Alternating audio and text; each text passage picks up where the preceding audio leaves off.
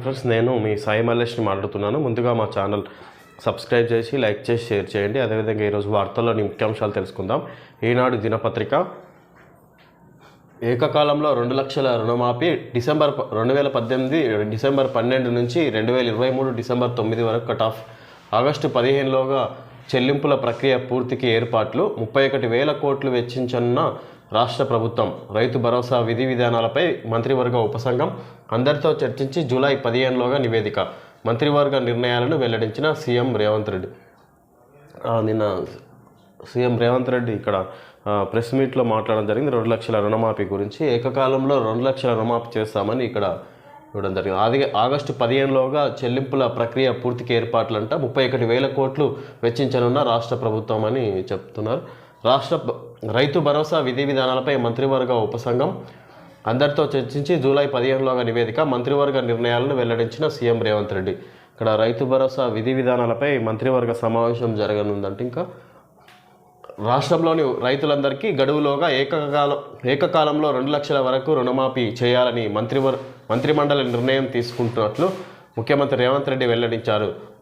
2018 December 12 నుంచి 2023 December 9 వరకు 5 ఏళ్ల కాలంలో రైతులు తీసుకున్న 2 లక్షల లోపు రుణాలన్నీ మాఫీ చేయనున్నట్లు తెలిపారు. గతంలోనే ప్రకటించినట్లుగా ఆగస్టు 15వ తేదీలోగానే రుణమాఫీ ప్రక్రియను పూర్తి చేయడానికి ప్రభుత్వం ఏర్పాట్లు చేస్తుందని స్పష్టం చేశారు.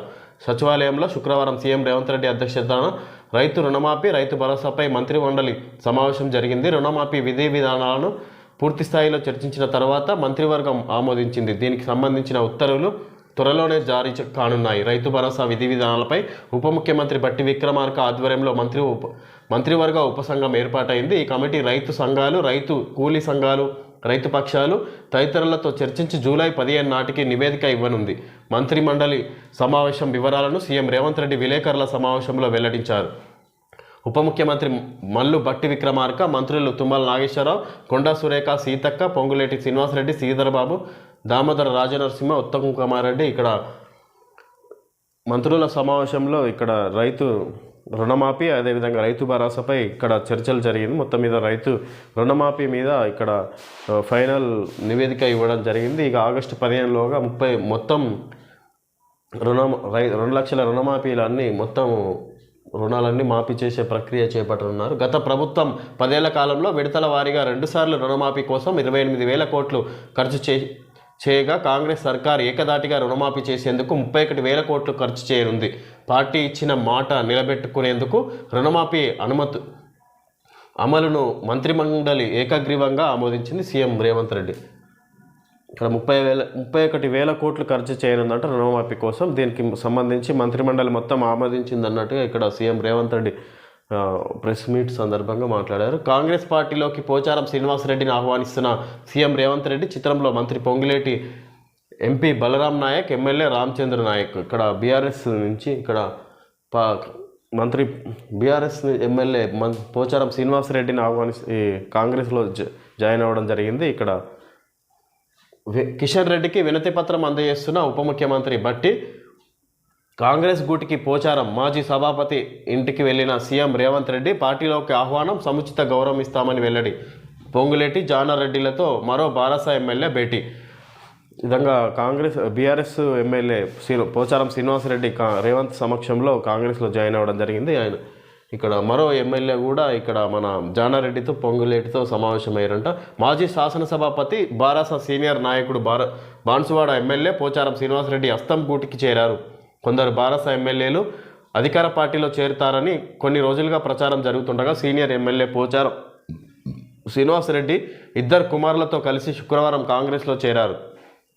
ముఖ్యమంత్రి రేవంత్ రెడ్డి, రెవెన్యూ మంత్రి పొంగులేటి శ్రీనివాసరెడ్డి, మహబూబాబాద్ ఎంపీ బలరాం నాయక్, డోర్నకల్ ఎమ్మెల్యే రామచంద్ర నాయక్ తదితరులతో కలిసి శుక్రవారం హైదరాబాద్ బంజారాహిల్స్లోని పోచారం ఇంటికి వెళ్లారు. మంత్రికి పోచారం కుటుంబ సభ్యులు శాల్వాలు కప్పి స్వాగతం పలికారు. అనంతరం పలు అంశాలపై చర్చించుకున్నారు. సమావేశం తర్వాత పోచారంతో పాటు ఆయన కుమారులు సురేందర్ రెడ్డి, భాస్కర్ రెడ్డికి సీఎం కాంగ్రెస్ కండువాలను కప్పి పార్టీలోకి ఆహ్వానించారు.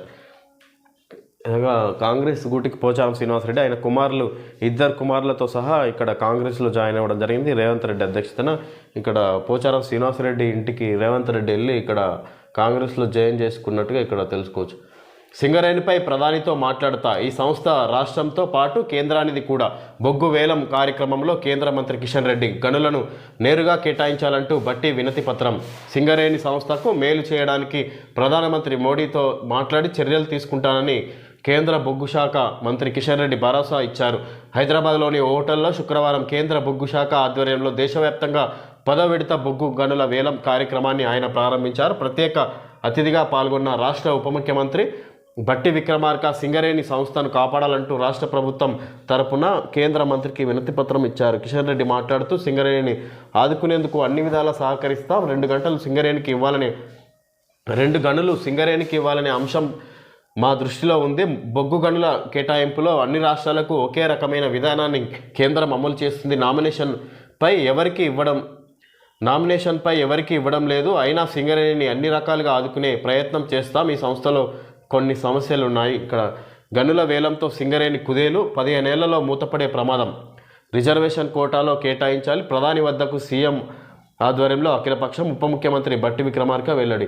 ఇక్కడ సింగరేణిని సంస్థకు మేలు చేయడానికి ప్రధానమంత్రి మోడీతో మాట్లాడి చర్యలు తీసుకుంటారని కేంద్ర బొగ్గు శాఖ మంత్రి కిషన్ రెడ్డి భరోసా ఇచ్చారు. ఇక్కడ కిషన్ రెడ్డికి వినతి పత్రం అందజేస్తున్న ఉప ముఖ్యమంత్రి సింగరేణి బొగ్గు గనుల గురించి ఇక్కడ కిషన్ రెడ్డిని కలవడం జరిగింది.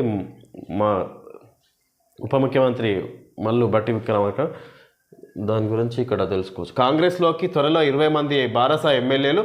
ఖైరతాబాద్ ఎమ్మెల్యే దానం నాగేందర్. ఇక్కడ దానం నాగేందర్ మాట్లాడుతున్నారు. బీఆర్ఎస్ నుంచి 20 మంది ఎమ్మెల్యేలు కాంగ్రెస్లో చేరబోతున్నారని. ఇక్కడ పోచారం నివాసం వద్ద ఉద్రిక్తత, లోపలికి చొచ్చుకెళ్లేందుకు బాల్క సుమన్ సహా బారస నేతల యత్నం, అరెస్టు. ఇక్కడ పోచారం శ్రీనివాసరెడ్డి ఇక్కడ కాంగ్రెస్లో చేరుతున్న సందర్భంగా ఇక్కడ బాల్క సుమన్ బీఆర్ఎస్ నేతలు కొంతమంది ఆయన ఇంట్లోకి వెళ్ళడానికి ప్రయత్నం చేస్తే ఇక్కడ పోలీసులు అడ్డుకోవడం జరిగింది. తర్వాత అరెస్ట్ చేసిరని ఇక్కడ తెలుసుకోవచ్చు. గనుల వేలంతో సింగరేణి కుదేలు, 15 ఏళ్లలో మూతపడే ప్రమాదం. రిజర్వేషన్ కోటాలో కేటాయించాలి. ప్రధాని వద్దకు సీఎం ఆధ్వర్యంలో అఖిలపక్షం. ఉప ముఖ్యమంత్రి బట్టి విక్రమార్క వెల్లడి. ఏపీలో కొత్త శాసనసభ శుక్రవారం కొలువుదీరింది. సమావేశాల తొలి రోజున 171 మంది సభ్యులతో ప్రోటెం స్పీకర్ గోరంట్ల బుచ్చయ్య చౌదరి ప్రమాణం చేయించారు. తొలుత ముఖ్యమంత్రి చంద్రబాబు, ఉప ముఖ్యమంత్రి పవన్ కళ్యాణ్ ప్రమాణం చేశారు. ఇక్కడ ఏపీలో శాసనసభ శుక్రవారం కొలువుదీరింది.